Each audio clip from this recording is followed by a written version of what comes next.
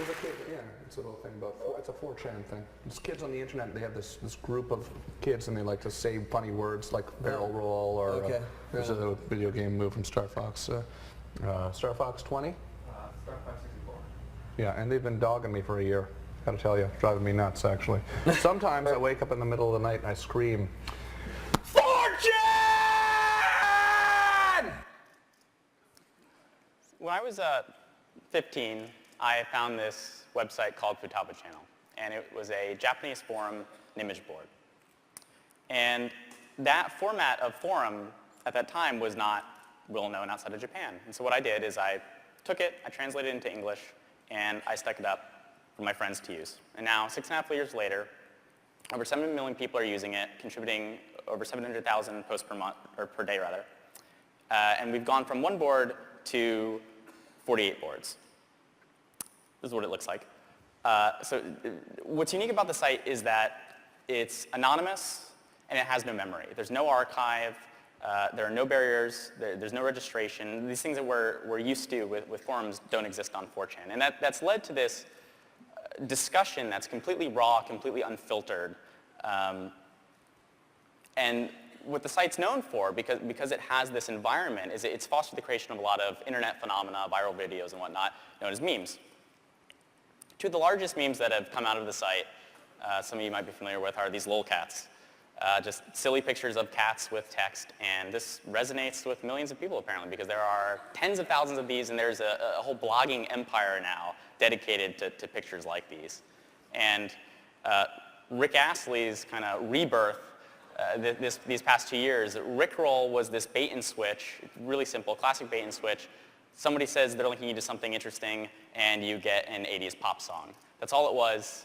And it got big enough to the point where there was a float last year at the Macy's Thanksgiving Day Parade, and Rick Astley pops out and rickrolls millions of people on television.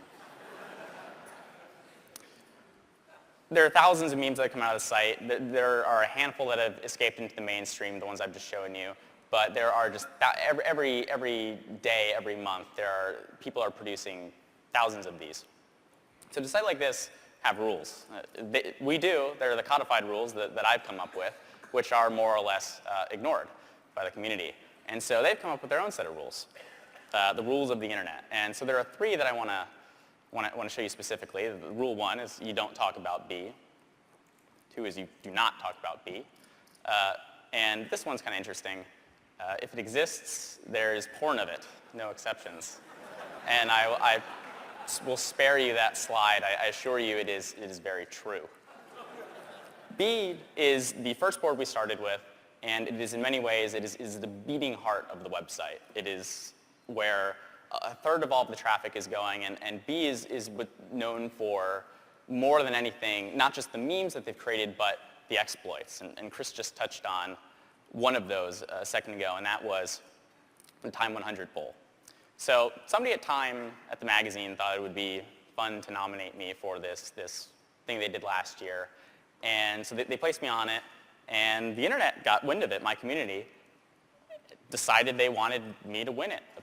I didn't instruct them to do it. They just decided that that's what they wanted, and so, 390% approval rating isn't so bad. So they broke that poll, and I ended up on top. I ended up at this really fancy party. But that's not what's interesting about this. It's that they weren't putting me at the top of this list. They were actually, it got so sophisticated to the point where they gamed all of the top 21 places to spell marble cake also the game. The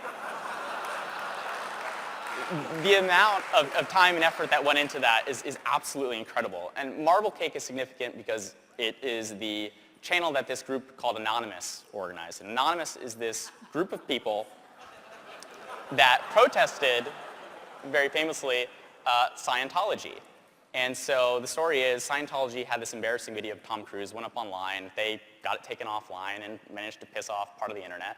And so these people, over 7,000 people, less than 1 month later, organized in 100 cities around the globe and this is LA, protested the Church of Scientology, and they've continued to do so. Now, 2 full years after the fact, they are still protesting.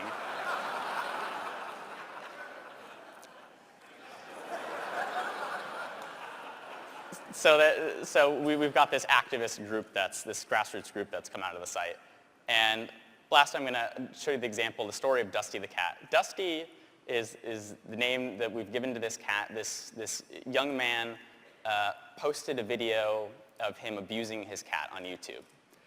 And this didn't sit well with people, and so there was this outpouring of support for people to do something about this.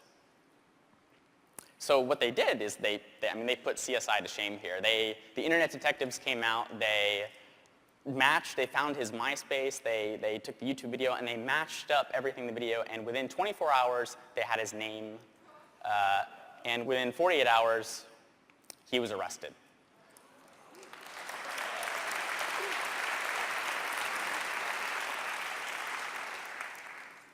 And so what I think is really intriguing about a community like 4chan is just that it's this open place. As I said, it's raw, it's unfiltered, and sites like it are kind of going the way of the dinosaur right now. They're endangered because we're moving towards social networking. We're moving towards persistent identity. We're moving towards a lack of privacy, really. We're sacrificing a lot of that, and I think in doing so, moving towards those things, we're losing something valuable. Thank you.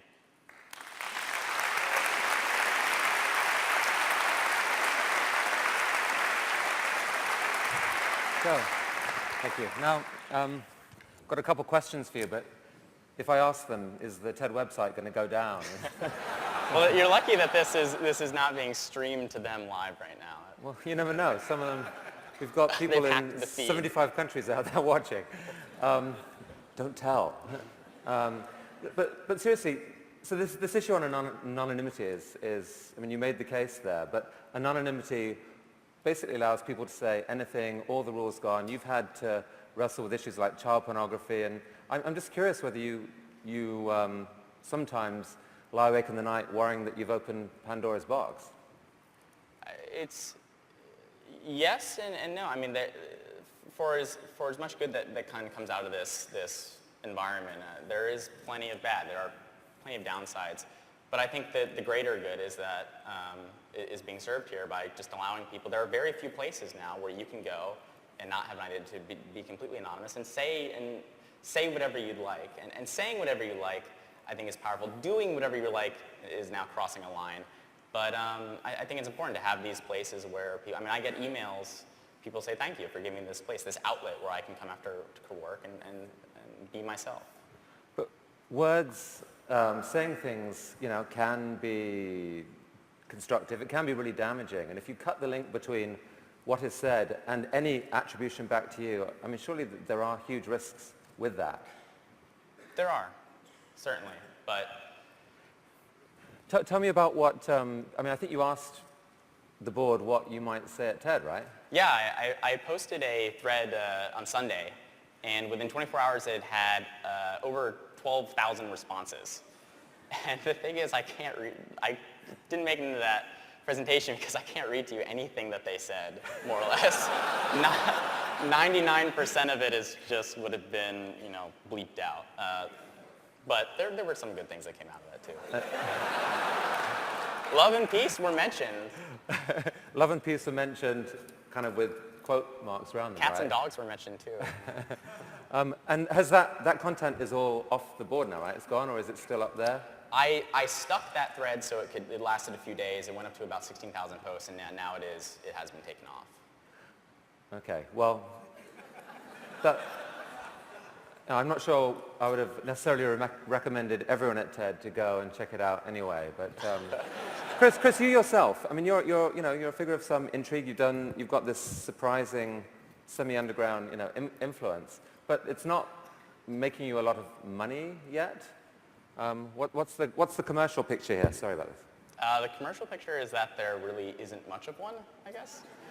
When you've got, the site has adult content on it, and obviously it's got some very offensive, obscene content on it just in terms of language alone, and when you've got that, you've pretty much sacrificed any hope of making lots of money. So you still live at home, right? I actually moved out recently. That's very cool. I got out of mom's, and I'm back in school right now. But what conversations did you or do you have with your mother about 4chan? At first, very kind of pained, awkward conversations. The content is not dinner table conversation in the least. But my parents, I think part of why they kind of are able to appreciate it is because they don't understand it.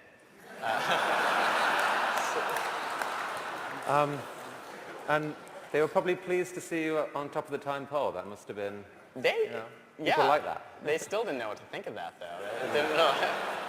And so, in 10 years' time, what do you picture yourself doing? That is a good question.